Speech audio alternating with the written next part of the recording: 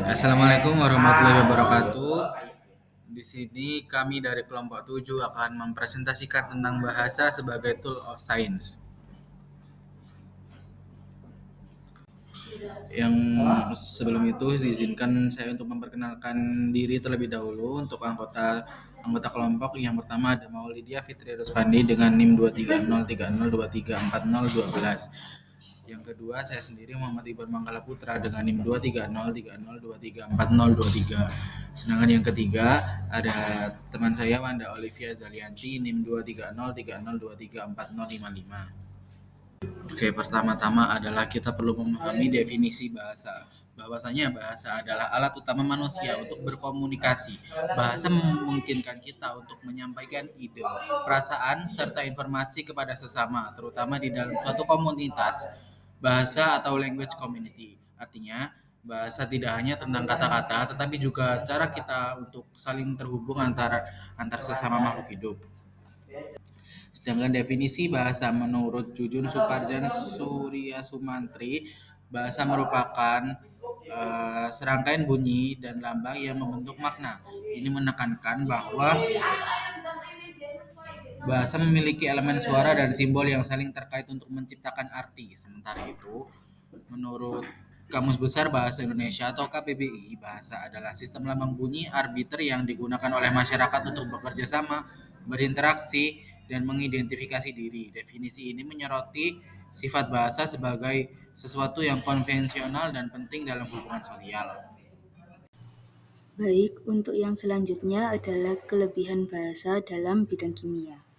Pada dasarnya, bahasa memiliki fungsi-fungsi tertentu yang digunakan berdasarkan kebutuhan seseorang, yakni sebagai alat untuk mengekspresikan diri, alat untuk berkomunikasi, alat untuk mengadakan integrasi dan beradaptasi sosial dalam lingkungan atau situasi tertentu, dan alat untuk melakukan kontrol sosial. Fungsi bahasa dalam kimia sendiri ada dua, yaitu yang pertama sebagai alat komunikasi antar pengajar dan yang diajar. Tentu fungsi utama dari bahasa adalah sebagai alat komunikasi.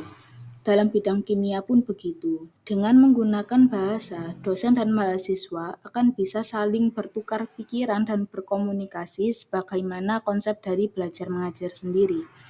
Dengan bahasa, dosen atau pengajar dapat lebih mudah untuk menyampaikan materi dan mahasiswa juga akan lebih mudah untuk menangkap materi yang dimaksudkan. Yang kedua adalah sebagai pengembang konsep dari pelajar. Peran bahasa sangat penting bagi seorang pengajar sebagai penunjang keberhasilan dalam menyampaikan ilmu kepada mahasiswanya. Selain itu, penyampaian bahasa menentukan bagaimana cara penyampaian konsep yang benar melalui komunikasi verbal maupun nonverbal. Jika konsep dan tutur bahasa yang digunakan jelas, maka mahasiswa tentu akan lebih mudah untuk memahami materi yang diterangkan. Untuk yang selanjutnya adalah kekurangan bahasa dalam kimia. Yang pertama, bahasa mempunyai multifungsi yang dalam praktiknya sukar untuk dipisah-pisahkan. Yang kedua, kata-kata mengandung makna atau arti yang tidak seluruhnya jelas dan eksak. Yang ketiga, bahasa acap kali bersifat sirkuler atau berputar-putar. Baik, di sini saya akan menjelaskan yaitu solusi dari menghadapi kelemahan si bahasa itu. Kan tadi sudah dijelaskan ya, kelemahan dari bahasa itu ada apa. Nah, jadi yang disebutkan pun misal itu ada tiga.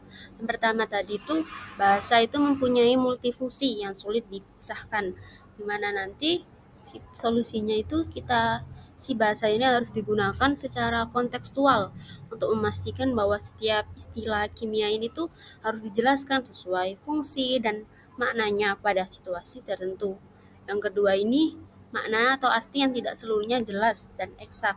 Nah, solusinya bagaimana sih?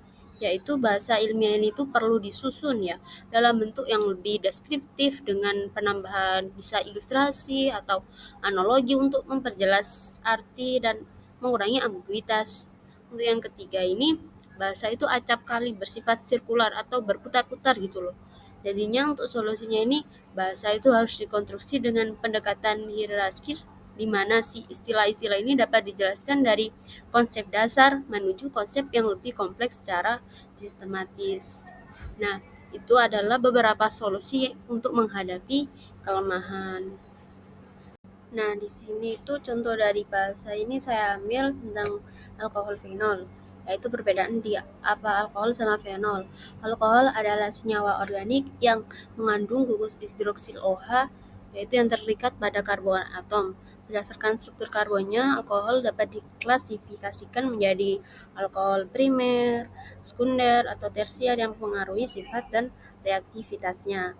Untuk fenol sendiri adalah senyawa organik yang memiliki gugus hidroksil OH yang terikat langsung pada tintin benzen. Fenol ini lebih bersifat asam dibandingkan alkohol biasa karena anion fenosida yang terbentuk setelah kehilangan proton lebih stabil akibat resonansi pada struktur si benzen ini tadi.